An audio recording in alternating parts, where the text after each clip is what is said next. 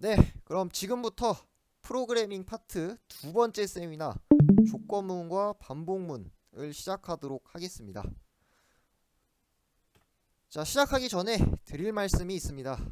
사실 제가 게스트 한 분을 모셔왔는데 바로 오징어 게임에 출연하셨던 오일남 할아버지를 모셔왔습니다. 지금 여기 오일남 할아버지께서 저번 시간에 뭘 했었는지 기억을 못 하시고 계시는 것 같아요. 여러분들이 한번 말씀해 보시겠어요? 저번 시간에 뭘 했었죠? 네. 자, 여러분들이 잘 대답을 못 하실 것 같아서 특별히 게스트 한 분 그럴 줄 알고 한 명 더 모셔왔습니다. 예, 이정재 님이시죠? 예, 데이터 저장이랑 연산을 했었습니다. 1회차 때 데이터의 저장과 연산을 위해서 자료형도 배우고 변수도 배우고 뭐 기타 연산자, 입출력문 그런 것들을 배웠는데 요번 세미나를 들으시기 이전에 세 가지에 대해서 기억을 하고 계셔야 돼요. 자료형이란 무엇인지 이거에 대해서 이제 누군가가 물어봤을 때 제대로 된 대답이 바로 나올 수 있어야 하고요. 그리고 두 번째로 변수란 무엇인지 누군가가 물어봤을 때 바로 그 대답이 나올 수 있어야 합니다.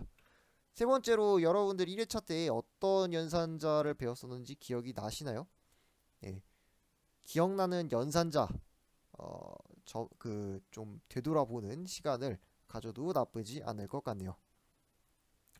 자, 어쨌든 오늘은 2회차 조건문과 반복문을 사용하기 위해서 일단 첫 번째로 참과 거짓에 대한 연산에 대해 배울 거고요. 그리고 두 번째로 조건문, 세 번째로 반복 처리를 위한 반복문을 배우게 될 겁니다. 자, 우선 참과 거짓에 대한 연산 이것에 대해 먼저 다뤄볼 건데 여기서 이제 명제 개념이 등장을 합니다. 새로운 자료형으로 불이라고 하는 이 자료형이 등장을 하는데 이 자료형으로 만들어진 변수에는 true와 false, 다시 말해서 참과 거짓이라는 두 종류의 데이터를 담을 수가 있습니다. 자료형 불은 기본적으로 컴퓨터가 내부적으로 정수형 데이터를 담는다라고 인식을 하게 되어 있고요. 크기는 1바이트로 생각하시면 되겠습니다. 컴퓨터가 참과 거짓을 저장하는 방법인데요. 두 개의 변수를 선언을 시켜놨습니다. B1과 B2라는 변수를 선언시켜 놨는데 지금 출력되어 있는 것을 보면은 B1은 1, B2는 0을 출력하고 있죠. B2에다가 이제 false라고 하는 값을 집어넣고 출력을 해봤더니 0이 출력이 된 거예요. 그러면 우리는 무엇을 알 수가 있을까요? 컴퓨터는 거짓이라는 데이터를 표현하기 위해서 0이라는 숫자를 쓴다 라고 이해를 하시면 되겠죠. 자, 그럼 true는 0을 제외한 모든 값을 참으로 인식을 합니다. 다만 이제 저기에 1이 출력이 된 것은 이제 컴파일러가 내부적으로 1이 true라는 데이터를 이제 대표한다 그런 식으로 인식을 하고 있기 때문입니다. 자, 다시 말해서 1 정수 숫자 1은 true를 대표하는 값, 그리고 정수 0은 false를 대표하는 값으로 이해를 하시면 되겠습니다. 실제로 저기에는 true와 false라고 하는 키워드가 들어있지만 true 자리에 정수 1, false 자리에 정수 0을 갖다 놔도 정상적으로 동작한다는 거 알고 계시면 되겠습니다. 자, 그리고 이 표 혹시 기억나시나요? 1회차 세미나 때 썼던 건데요. 1회차 세미나 때 이제 대입연산자도 배우고 산술연산자도 배우고 증감연산자도 배우면서 산술연산에 대한 그런 이야기를 했었는데요. 오늘 같은 경우는 불과 관련된 연산자를 다룹니다. 비교 연산자 다룰 거고요. 논리 연산자 다룰 거고요. 그리고 조건에 의한 사망 연산자를 다루게 됩니다. 그리고 제일 첫 번째로 비교 연산자 중에서도 뭘 먼저 다룰 거냐면요. equal과 not equal, 그러니까 등호에 대한 것을 가장 먼저 한번 볼 겁니다. 자, 우리가 등호라고 하는 것은 서로 같다라는 것을 이제 이야기하는 그런 수학적 기호죠. 1 더하기 1은 2, 1에서 2를 더하면 2가 되죠. 이걸 수식으로 나타내면 말 그대로 1 더하기 1은 2가 되는데 수학에서는 우리가 기존에 이걸 등호라고 배우긴 했습니다만 C++에서는 저걸 등호로 쓰지 않죠. 대입연산자로 사용을 합니다. 변수에다 값을 대입을 할 때, 값을 집어넣을 때 쓰는 그런 대입연산자로 쓰는데, 자, 그러면 C++에서는 도대체 등호를 어떻게 표현을 하냐? equal이라고 하는 이 연산을 어떻게 수행을 하냐? 예, 요렇게 했습니다. 기존에 수학에서 쓰는 저 등호라고 하는 저 기호를 두 번 갖다 쓰면은 equal, 서로 값이 같으냐라고 물어보는 그런 연산이라 생각하시면 됩니다. 다시 말해서 저 는 기호를 equal 저 기호를 등호를 수학에서 쓰는 등호를 두 번 연속으로 갖다 쓰면 equal이 된다는 거예요. 그래서 1 더하기 1 equal 2. 1 더하기 1은 2죠. 그래서 참이라는 데이터가 반영이 되고요. 반대는 이제 느낌표에다가 는 쓰면 되죠. 근데 이제 전문 용어로 이제 not equal이라고 읽는데 양쪽에 있는 값이 서로 다르면 참이라고 생각하시면 됩니다. 그러니까 다시 말해서 1 더하기 1 not equal 3 하면은 2와 3은 둘이 값이 다르죠. 그래서 컴퓨터가 내부적으로 참을 반환하게 되어 있습니다. 실제로 여러분들이 비주얼 스튜디오에서 프로젝트를 만들고 이러한 코드를 치시면 저런 결과를 얻을 수가 있는데요. B1의 경우에는 1 더하기 1은 2가 참이기 때문에 B1에는 true가 들어가게 되고 출력하면 1이 나오게 됩니다. 그리고 1은 1은 2. 이거는 서로 값이 다르기 때문에 false가 나올 수밖에 없죠. 그래서 출력했을 때 그 정수값이 0이 나오게 되겠습니다. 자, 이렇게 equal과 not equal 간단하게 클리어가 되었습니다. 여러분들이 지금부터 배우게 될 연산자들은 이런 equal과 not equal처럼 되게 연산자들이 그 개념이 되게 직관적이에요. 여러분들이 언제인지 기억이 안 나지만 그래도 언젠가 한 번쯤은 들어봤을 법한 그러한 연산자들을 배울 거기 때문에 여러분들이 새로 받아들이는데 전혀 어렵지 않습니다. 자, 다음 연산자 한번 볼까요? 예, 부등호 연산자가 나왔네요. 부등호는 여러분들이 이제 중학교 때쯤에 아마 배우셨을 건데 예, 서로에 대한 대소관계를 나타낼 때 쓰죠.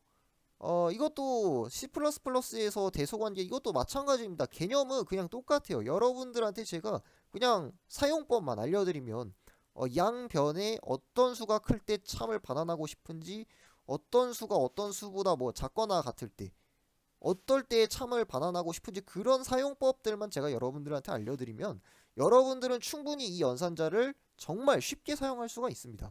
위에서부터 뭐 그 위에 글자를 보시면은 뭐 크거나 같다 정도만 이제 저 부등호 꺽쇠와 등호 저 기호의 순서만 좀 알아두시면은 정말 쉽게 사용할 수 있으니까 요 점 참고하시면 되겠습니다. 자, 제가 또 이제 실험으로 직접 사용하는 예제 안 가져오면 좀 섭섭하겠죠? A에다가 1을 집어넣고 B에다가 2를 집어넣은 후에 서로 대소관계를 비교한 그러한 결과물입니다. 0, 1, 0, 1 순서대로 출력이 되어 있죠. 실제로 2가 1보다 큰데 뭐 A가 1이 들어있고 B가 2가 들어있는데 A가 B보다 큰가라고 물어본 경우에는 이제 0이 출력이 되고 A가 B보다 작습니까? 하고 물어본 경우에는 1이 출력이 되는 것을 보실 수가 있습니다. 이렇게 간단하게 부등호까지 이제 정리가 됐어요. 정말 쉽죠? 부등호까지 쉬웠는데 앞으로 여러분들이 배우게 될 논리연산과 조건연산 얘네들도 정말 쉬운 애들입니다. 한번 그냥 가벼운 마음으로 따라오시면 사용하는데 아무런 지장이 없습니다. 심지어 이 다음에 나온 요 기호 %라고 읽는데요.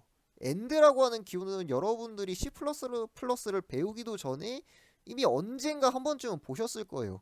그리고 그 의미도 지금 C++에서 말하는 AND 기호의 기능과 거의 동일할 겁니다. 그 옆에 제가 강조 표시한 부분 바로 옆에 대놓고 힌트가 나와 있죠. 영어의 AND. 영어의 AND가 뭔가요? 뭐뭐와 그 둘 다 그런 뜻을 담고 있죠. C++에서 저 %, 연산자가 하나만 붙어 있으면 비트 연산자를 의미를 해요. 비트 연산은 제가 이제 건너뛰었었죠. 그래서 여러분들은 요 하나짜리 비트 연산 말고 두 개짜리를 쓰실 거예요. 그래야 여러분들이 이제 원하는 대로 그런 AND 연산을 시킬 수가 있겠습니다. AND 연산자를 제가 표로 정리해 봤는데요.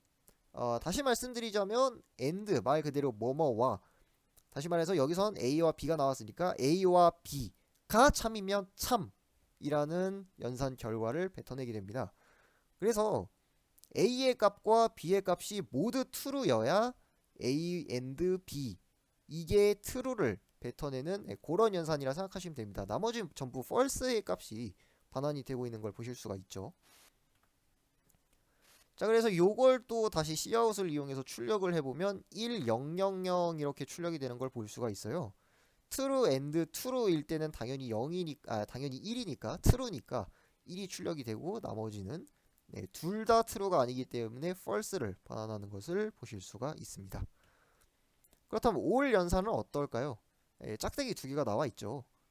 저거는 사실 뭐 알파벳 I나 소문자 L 같은 거 절대로 아니고요. 저 기호는 여러분들이 쉬프트를 누른 상태에서 백슬래시 혹은 쉬프트를 누른 상태에서 원화 표시되어 있는 게 있을 거예요. 그걸 갖다가 누르면은 저렇게 짝대기 기호 하나를 쓸 수가 있습니다. 아까 엔드 연산자랑 마찬가지로 짝대기를 하나만 쓰면 걔는 비트 연산자로서 5월 연산이 수행이 되는 거고요. 여러분들이 원하는 그 5월 연산을 하고 싶으시다면 두 번을 누르셔야 됩니다. 그래서 요번에도 표로 좀 정리를 해봤는데 5월이라고 하는 것을 지적을 하면 뭐뭐 또는 뭐뭐 혹은 이런 뜻이 되죠. 그래서 A 혹은 B가 참이면 참, A와 B 둘 중 하나라도 참이면 참이라는 결과가 반환이 돼요. 그래서 요 표 같은 경우에는 A의 값과 B의 값이 둘 다 false여야만 A or B의 값이 false를 반환하는 것을 보실 수가 있는데, 지금 표를 보시면 저거 요 부분, 잠시만요. 요 부분, 요거 잘못되어 있죠. 요거 요렇게 바뀌어야 됩니다. 제가 요거를 체크를 했어야 되는데 체크를 못했네요. 죄송합니다. 자, 어쨌든 A와 B가 모두 false여야만 false가 반환이 되고 나머지는 전부 true가 반환이 되는 것을 보실 수가 있습니다. 자, 요번에도 제가 예제를 가지고 왔습니다. 아까랑 마찬가지로 1, 1, 1, 0으로 출력이 되죠. false, or false 인 상황을 빼고 나머지는 전부 1이 출력되는 것을 보실 수가 있습니다. 자, 다음으로 배울 연산자는 not입니다. 요 느낌표인데 느낌표를 이제 여기서 이제 not이라는 의미를 가지고 있어요. 그래서 not equal의 저 느낌표 부분이 not이라는 뜻이고 요 not이라는 애는 A가 참이 아니면 참이 돼요. 그러니까 다시 말해서 저 A라는 애 앞에 느낌표 하나를 갖다 붙이면은 저 true와 false의 값이 서로 반전이 되는 것이죠. 그래서 직접 또 이렇게 출력을 해보면 true를 갖다 넣은 상태에서 느낌표를 갖다 붙이면 0으로 반대로 출력이 되는 것을 보실 수가 있습니다. 자, 이렇게 여러분들은 간단하게 논리 연산장까지 정말 무난하게 끝을 내셨습니다. 아까도 말씀드렸지만 오늘 세미나 내용 굉장히 쉽습니다. 정말 빠르고 쉽고 간단하고 가볍게 나가실 수가 있고, 그것은 조건과 반복문 역시 마찬가지예요. 여러분들이 지금까지 배우셨던 연산자들은 항이 1개 아니면 2개였어요. 여러분들이 저번 시간에 배웠던 증감 연산자 플러스 2개 붙어 있는 거랑 마이너스 2개 붙어 있는 거, 요 증감 연산자들 피연산자가 하나였죠. 얘네들을 이제 단항이라고 부르는데 낫 연산도 마찬가지고요. 요 피연산자 2개짜리인 애들, 얘네들이 이제 이항 연산이라고 부르는데 더하기, 빼기, 곱하기, 나누기 이런 애들 연산자가 2개 필요하죠. 근데 우린 이제부터 항이 3개짜리인 사망연산자를 만나게 될 거예요. 사망연산자가 어떻게 생겨 먹었냐면 여기서 오른쪽에 있는 애가 사망연산자입니다. 물음표와 콜론, 땡땡이라고 늘 이야기를 하는데 물음표와 콜론을 이용을 해서 이렇게 사망연산자를 사용을 하고 있습니다. 사망연산자 같은 경우는 저기 왼쪽에 이제 불이라고 되어 있는데 저게 뭐냐면 불값 데이터가 들어있다는 거예요. 그러니까 다시 말해서 true 혹은 false의 값이 저 불 자리에 들어가 있고 저 값에 따라서 A와 B 중에서 하나가 반환되는 겁니다. 자, 다시 말씀드리면 조건이 참이면 A를, 조건이 거짓이면 B를 실행 혹은 반환하게 되는데, 실행의 경우에는 조건문이 이제 실행을 하는 것을 의미를 하고요. 반환의 경우에는 사망연산자가, 연산자니까 어쨌든 자, 연산자니까 어찌됐든 값을 반환을 해야 하기 때문에 여기에서 왼쪽에 있는 조건문은 조건에 따라 무언가를 실행을 하는 거고, 오른쪽은 조건에 따라 무언가를 반환을 한다. 값을 가져온다. 리턴한다. 그렇게 이해를 하시면 되겠습니다. 사망연산자에 대해서 예제를 보여드리겠습니다. age 1이라고 하는 애랑 age 2라고 하는 두 개의 변수가 있는데요. 여기다가 나이에 대한 데이터를 입력을 하고 있어요. 정수 두 개를 입력을 하고 있는데 A와 B가 동갑이냐라고 이제 물어보고 있죠. 그래서 이제 age 1과 age 2의 not equal 연산을 시켰어요. age 1과 age 2가 서로 다르다면 그 true라는 값을 반환을 하겠죠. age 1과 age 2가 값이 다르다면 true를 반환을 하고, 둘이 같지 않다면 false가 나올 겁니다. age 1과 age 2가 값이 다르다면 true가 반환이 되고, age 1과 age 2가 값이 같다면 false가 반환이 됩니다. 제가 아까 말을 잘못했네요. 죄송합니다. 자, 어찌됐든 지금 같은 경우는 입력값이 25와 25이기 때문에 age 1 not equal age 2가 false가 반환이 돼요. 그래서 문자열 네라고 하는 것이 반환이 되죠. 그래서 지금 여러분들이 결과창을 자세히 보시면은 A와 B는 동갑입니까? 했을 때 네라고 하는 것이 출력이 되는 것을 보실 수가 있습니다. 자, 이렇게 여기까지 이해를 하셨다면 여러분들은 사망연산자까지 정말 가볍고 쉽고 빠르게 이해를 하시고 클리어를 하시게 됩니다. 혹시라도 이해가 안 되셨다 해도 너무 걱정하지 마세요. 그냥 뭐 다른 데에서 공부를 하셔도 좋고요. 아니면은 제가 이 영상을 녹화를 해서 네이버 카페나 이런 데에 올려드리니까 그거 보고 다시 돌려보면서 공부를 하시면 정말 가볍게 이해를 하실 수가 있을 거라 생각을 합니다. 여기까지 사망연산자까지 전부 다 이해를 하셨다면 불 관련된 연산자는 끝이 나셨어요. 참과 거짓과 연산, 이 챕터가 끝이 났고 이제 조건문을 해야 하죠. 근데 이 조건문의 경우는요, 여러분들이 아까 배우셨던 이 사망연산자랑 굉장히 비슷해요. 자, 이제 조건문입니다. 아까랑 똑같은 예제죠. 이번에는 나이를 좀 다르게 입력을 했어요. 25와 25였는데 25와 23으로 입력을 좀 바꿨죠. 25와 23은 다름으로 참이, 다시 말해서 true라는 데이터가 반환이 됩니다. 그래서 저 if에 있는 조건이 참이니까 if 안에 있는 중괄호 내용이 실행이 되게 돼요. 그래서 아니오가 출력이 되는 겁니다. 만약에 저 둘이 서로 비교를 했는데 false라는 값이 리턴이 됐다라고 하면 else에 있는 녀석이 출력이 됩니다. 상황극을 한번 만들어 볼까요? 프로그램이 실행되면 1 가위, 2 바위, 3 보의 선택지가 생긴다고 합니다. 다시 말해서 정수 1을 누르면 가위, 정수 2를 누르면 바위, 정수 3을 입력하면 보를 냈다. 그렇게 출력을 하라고 합니다. 엉뚱한 값이 정수로 값이 입력이 들어오면 잘못된 입력을 출력을 해주고, 정해진 문자를 출력하면 프로그램이 종료된대요. 자, 그러면 여러분들 아마 이런 식으로 코드를 짤 거예요. 왜냐? 여러분들은 아직 if else 밖에 배우지 못했거든요.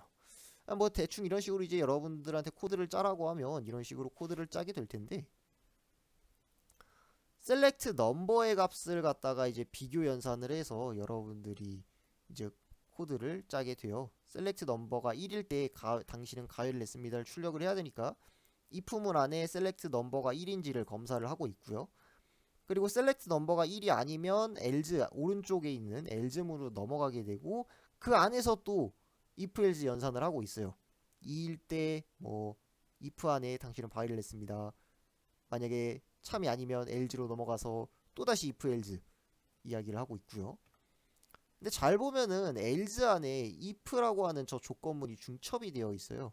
그러니까 다시 말해서 else 중괄호 열고 그 안에 또 if문이 들어가 있는 형태인데, 사실 이건 매우 불편해요. 코드 줄수가 쓸데없이 길어지기 때문인데, C++는 요 문제에 대해서 잘 알고 있어요. 그래서 요거에 대한 편의 기능을 제공을 하고 있는데, 바로 이렇게 else랑 if를 갖다 붙였을 수 있어요.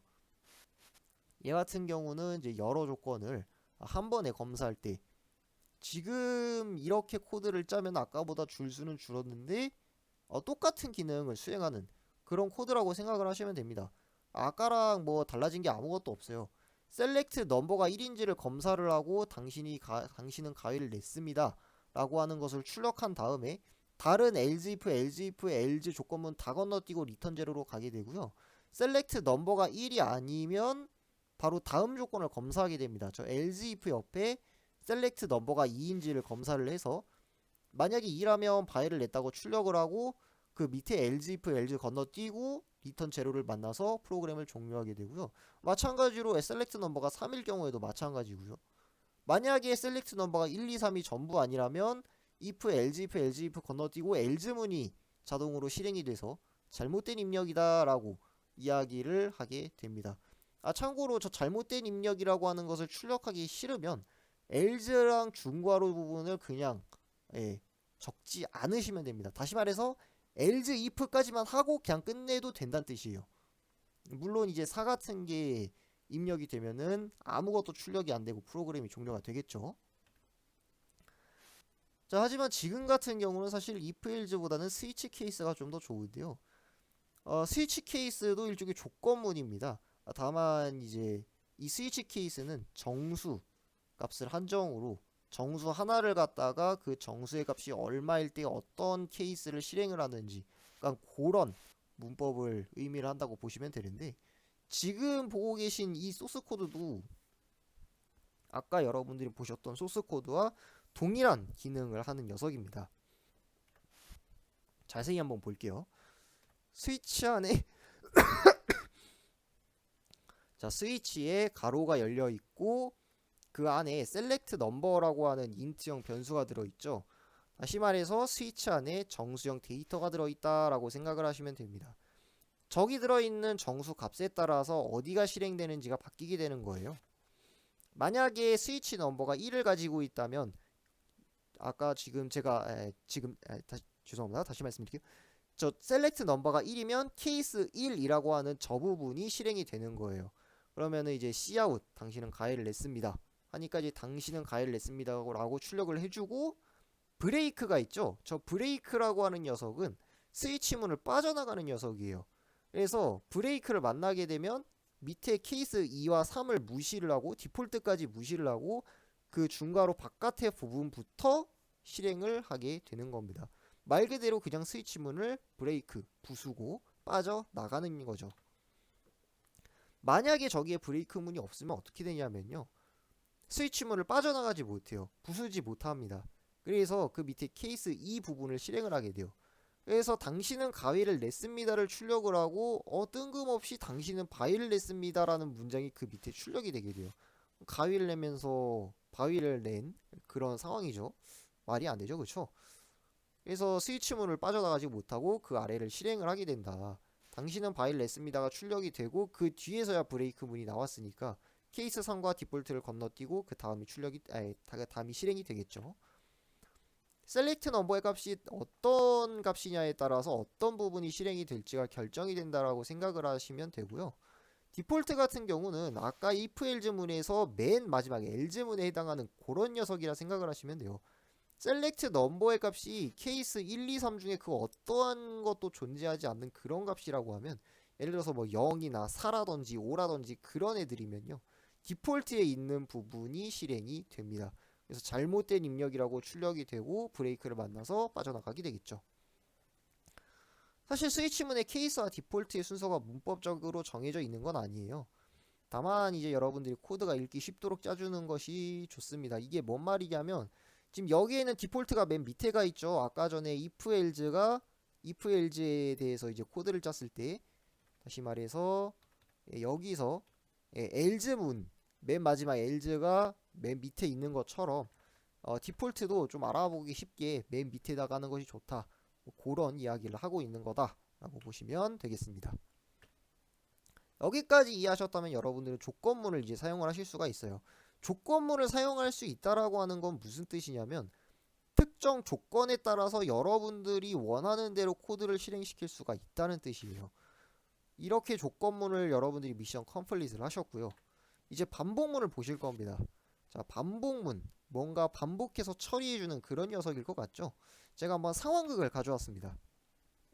상황극이 뭐냐면 여러분들 올해 2월 22일 무슨 날인지 아시죠? 예, 그레이트 콩콩절이었습니다. 2022년 2월 22일 22시 22분 절대 못 참죠, 그죠? 그래서 과제로 콩까지마 2022번을 출력을 하시면 되겠는데, 다만 이제 제가 이런 과제를 함부로 냈다간 뭐 여러분들이 어떻게 될지 모르겠습니다만 적어도 저는 여러분들한테 이렇게 될 거예요. 뭐 컨트롤 C 컨트롤 V를 2022번 하라는 뜻이거든요. 왜냐하면 아직 여러분들은 반복문을 배우지 않으셨거든요. 만약에 여러분들이 반복문을 알고 있다면 어떻게 될까요? 이 과제는 정말 쉽게 해결이 됩니다. 2022주를 2022번 컨트롤 C 컨트롤 V 안 하셔도 돼요.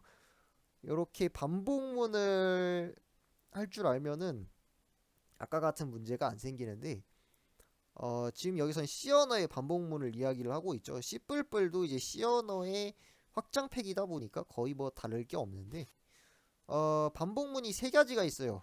for문, while문, doWhile문. 저 세 가지를 배울 거예요. 그 중에서도 이제 while문을 먼저 보고 계시는데, int count 해놓고 저 count라는 변수에다가 0을 갖다가 집어넣고 있고요. 그리고 이제 while 쓴 다음에 그 옆에다가 가로 열고, 그 다음에 이제 조건 넣고 중괄호 열고 닫고, 그 안에다가 실행문을 쓰고, 마치 if문을 사용하는 것과 굉장히 유사한 사용법을 보이고 있죠. 마찬가지로 저기에 이제 while이 아니라 if라고 한다면은 count라고 하는 저 변수에 있는 값이 2022보다 작으면은 콩까지만 한번 출력하고, 그리고 이제 count에 있는 변수 값 1을 증가시킨 상태에서 출력을 하고, 그리고 프로그램이 종료가 돼요. 다만 이제 while 같은 경우는 괄호 안에 있는 저 조건문, 저게 참이면 계속해서 실행을 하는 거예요. 반복 실행을 하는 겁니다. 그래서 카운트가 지금 0이죠. 근데 0은 2022보다 작아요.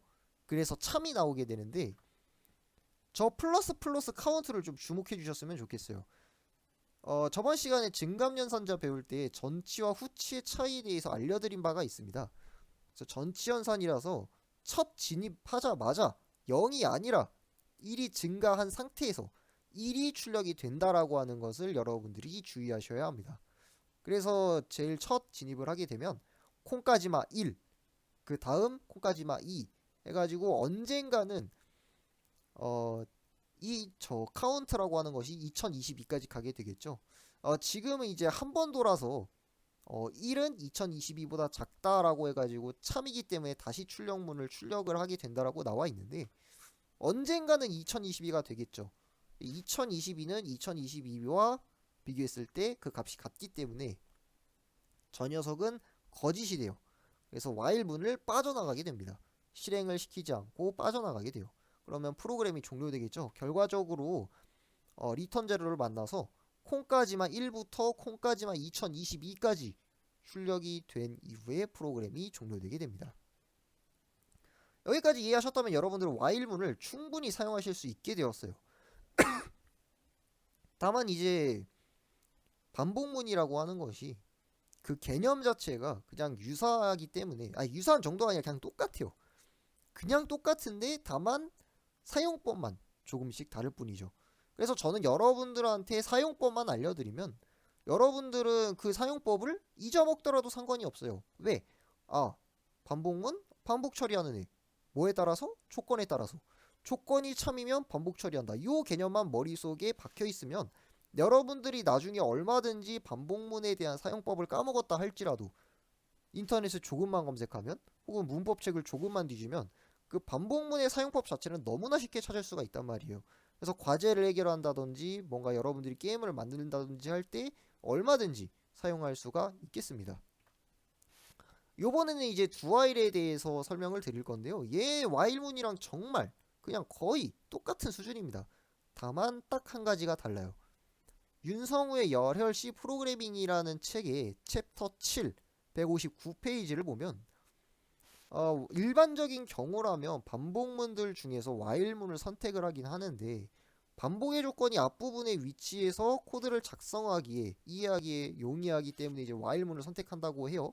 근데 do while이 좀 더 자연스러운 경우가 있대요. 어떤 경우냐? 프로그램 사용자가 입력하는 정수를 계속해서 더해 나갈 거고 이러한 덧셈은 0이 입력될 때까지 계속될 거래요.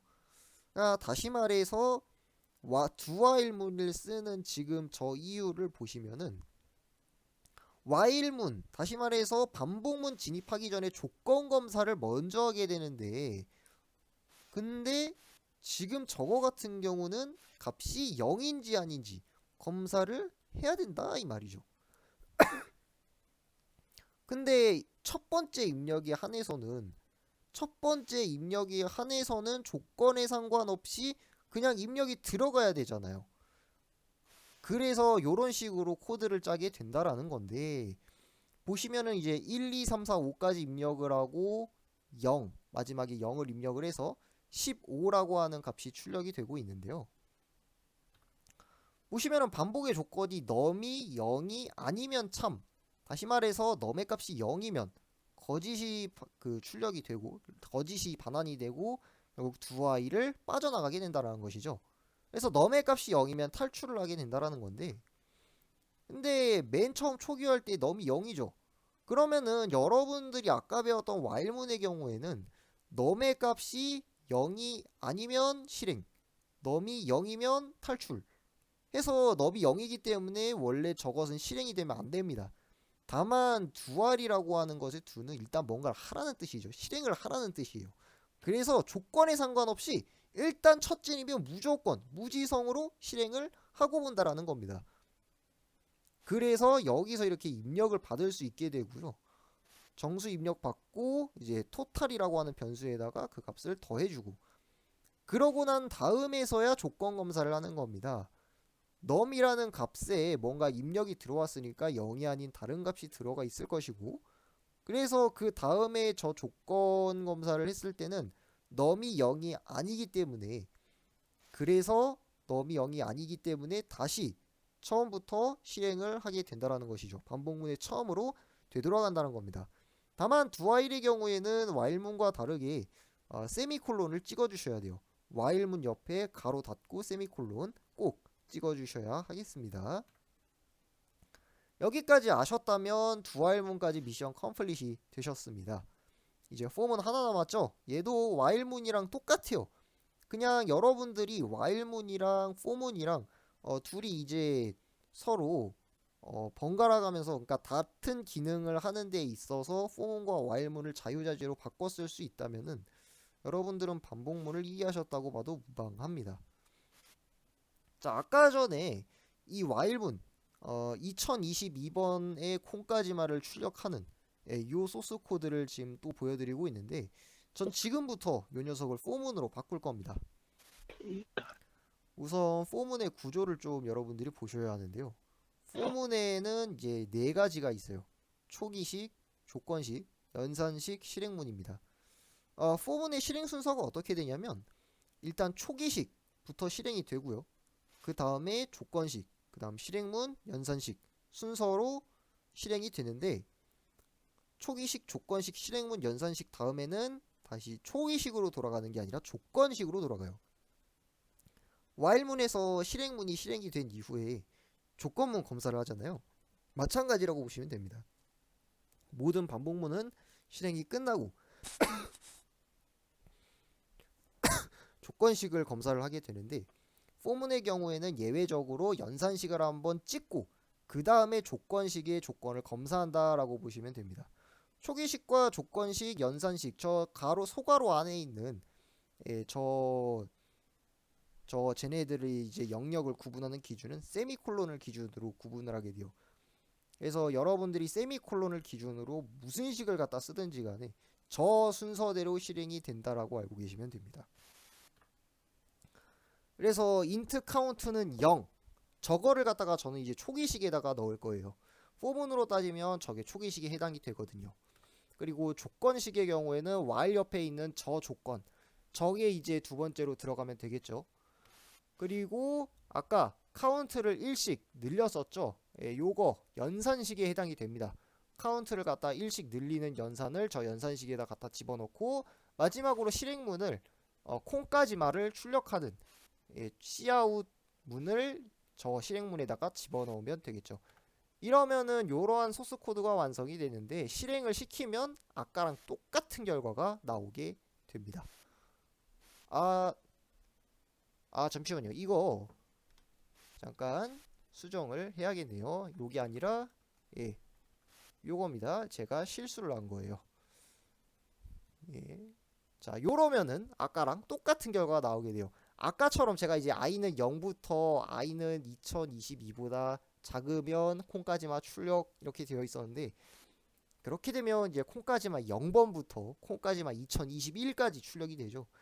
다만 이제 저희는 콩까지만 2022까지 1부터 2022까지 출력을 해야 하기 때문에 저런 식으로 바꾼 것이라고 말씀드릴 수가 있겠습니다. 여기까지 하셨다면 여러분들은 포문까지 미션을 컴플릿을 하신 겁니다. 여기까지 하셨다면 여러분들은 반복문 이해하셨습니다. 업적 달성 축하드리고요. 자, 다만 이제 여러분들이 반복문을 배우실 때 있어서 새로운 키워드들을 몇 개 알고 계셔야 돼요. 혹시 저 브레이크라고 하는 키워드 스위치 케이스 할 때 아까 기억이 나실 거예요. 스위치 케이스 할 때 썼거든요. 하지만 스위치 케이스 뿐만이 아니라 반복문을 탈출할 때도 사용을 하는 키워드입니다. 반복문을 깨부숴서 탈출하는 것을 지금 보여드리고 있는데요. 보면은 이제 sum이라고 하는 변수랑 num이라고 하는 변수를 둘 다 0을 넣어서 초기화를 시키고 있고, 그리고 그렇게 반복문을 실행을 시키면 sum에 5050, num에는 100이 출력이 되는 그런 현상을 보실 수가 있습니다. while문에 true가 박혀 있어요. 그죠?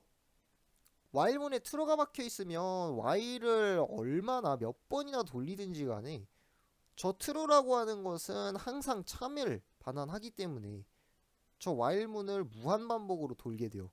그래서 프로그램이 끝나지 않아야 됩니다. 언젠가는 근데 저 if 안에 sum에 이제 5000 이상이면, 그냥 5000보다 크면 브레이크를 실행을 하라고 되어 있죠. 저 브레이크를 만나게 되면 while문을 빠져나가게 됩니다. 아까 전에 여기서 이제 프로그램이 종료된 거를 보셨죠. 이게 저 while, true 저 반복문을 빠져나갔기 때문에 종료가 될 수 있었던 거예요. 그래서 저거를 이제 이 while true라고 하는 저 반복문을 빠져나갔다라는 것은 sum이 5000보다 커지게 되었고, 그래서 브레이크를 만났고 최종적으로 반복문을 빠져나갔다는 것입니다. 이렇게 if, else, while, for문에서 실행문을 실행시키는 데 있어서 한 문장밖에 없다면 중괄호를 생략하는 게 가능하다는 것 추가적으로 참고사항으로 알려드리고요. 브레이크문을 여기까지 이해하셨다면 이제 브레이크문을 여러분들이 잘 이해를 하신 겁니다. 여러분들은 브레이크문을 좀 자유롭게 사용하실 수 있게 되었어요.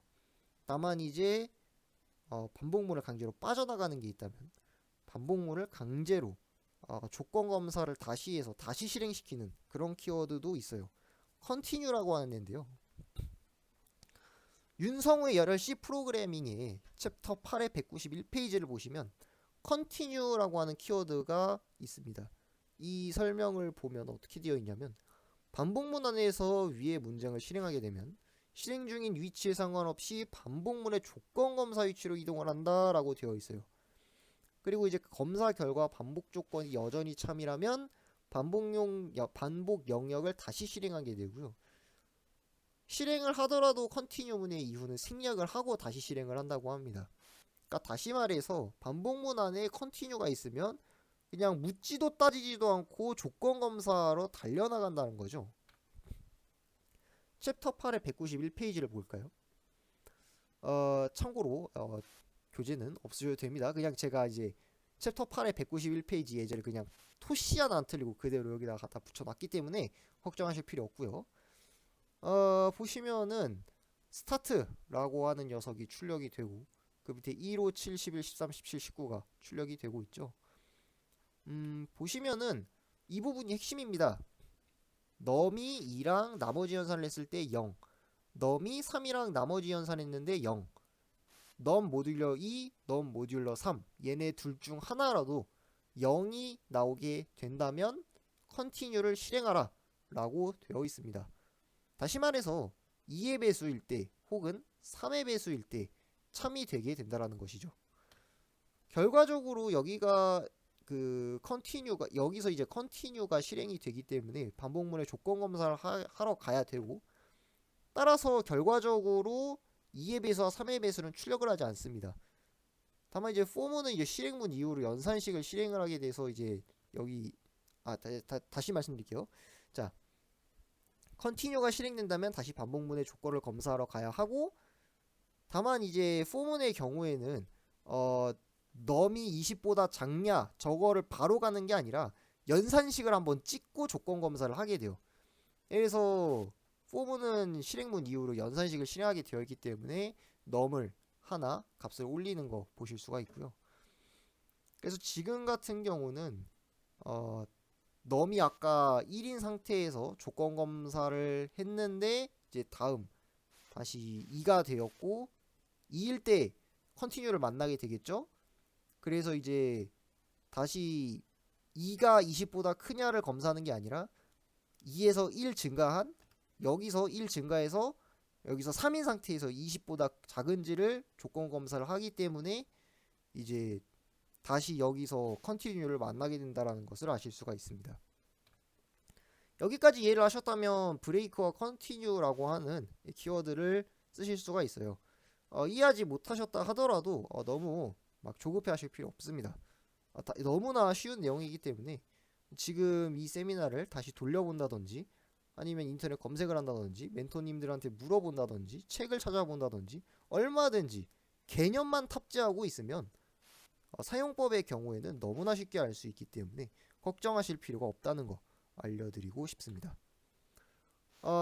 근데 제가 이제 이 세미나 PPT를 만들면서 좀 여담인데요. 세미나 PPT를 만들면서 이 세미나가 굉장히 오래 걸릴 거라 생각을 했어요.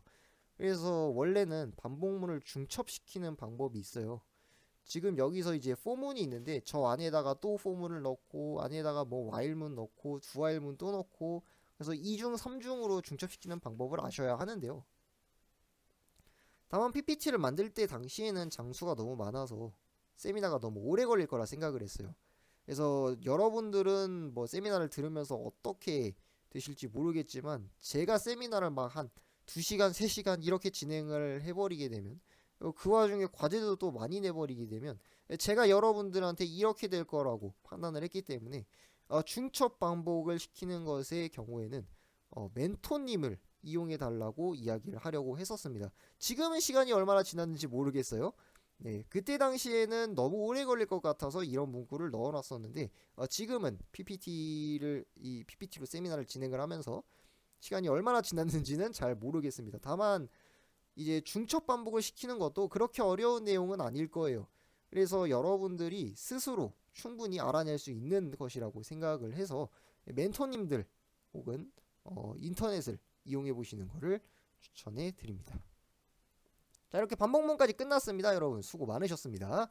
이제 과제가 나가야 하는데 과제 안내를 드리도록 하겠습니다. 프로그램이 실행되면 다음과 같은 메뉴판이 출력이 되어야 합니다. 0번을 누르면 프로그램이 종료되어야 하고요.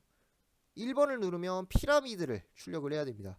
2번을 누르면 달팽이 문제에 대한 그런 알고리즘을 실행을 시켜 주셔야 하고요. 입력은 무조건 정수 한 개가 들어온다고 가정을 할 거예요. 다른 예외적인 상황은 처리할 필요가 없다는 뜻입니다. 다시 말해서 만약에 0, 1, 2 이외에 다른 정수가 입력되면 그러니까 다시 말해서 예를 들어서 여러분들이 정수 한 개가 아니라 진짜 완전 엉뚱한 뭐라 해야 되지, 스페이스바 같은 게 막 입력이 됐다고 가정을 해볼게요.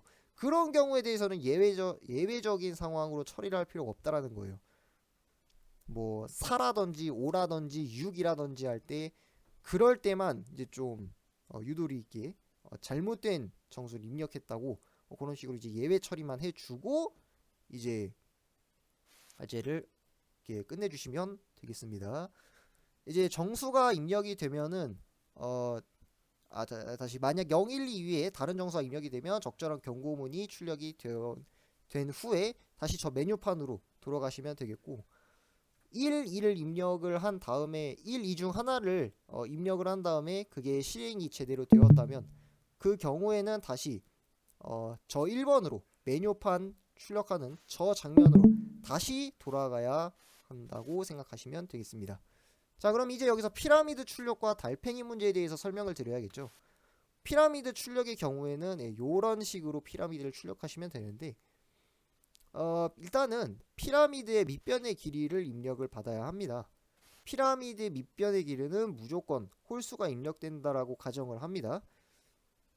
여기서 무조건 홀수가 입력된다고 가정을 하고 있는데, 지금 저거 같은 경우는 짝수가 입력된다든지 엉뚱한 값이 뭐 입력이 된다든지 하는 것에 대한 예외적인 처리는 필요가 없다, 그렇게까지 하실 필요 없다라고 이야기를 드리는 겁니다.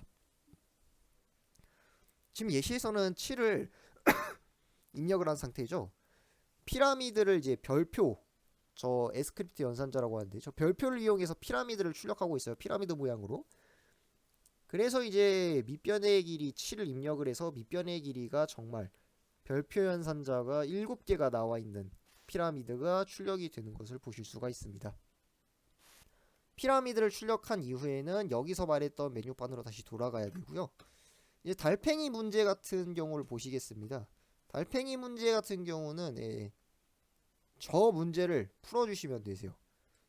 달팽이가 있는데 얘가 이제 나무로 올라갈 거예요. 근데 이제 나무에 낮에 올라가다가 밤에 자야 되니까 미끄러져요.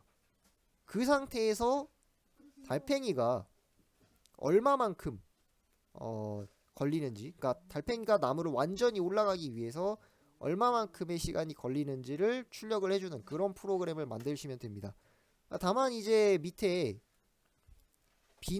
V가 그러니까 1보다 B가 크거나 같고 B보다 A가 크고 V가 A보다 크거나 같은 그런 조건의 입력을 보장한다라고 나와 있죠. 다시 말해서 저 B, A, V의 값에 예외 처리할 필요가 없다, 그런 뜻입니다. 참고로 이 문제의 경우에는 백준 홈페이지에 나와 있는 그런 알고리즘 문제예요. 그래서 멘토분들도 시간 나시면 한번 같이 풀어보시는 거 추천드립니다. 아까도 같이 말했지만 A, B, V 순서대로 값을 입력을 받고 답을 여러분들 마음대로 출력을 하신 후에 다시 메뉴판으로 돌아가도록 만들면 됩니다. 자, 이제 여기까지 과제 공지까지 남겨드렸으니 이제 여기서 세미나를 마치려고 합니다. 자, 여기까지 질문 있으신 분 혹시 계실까요?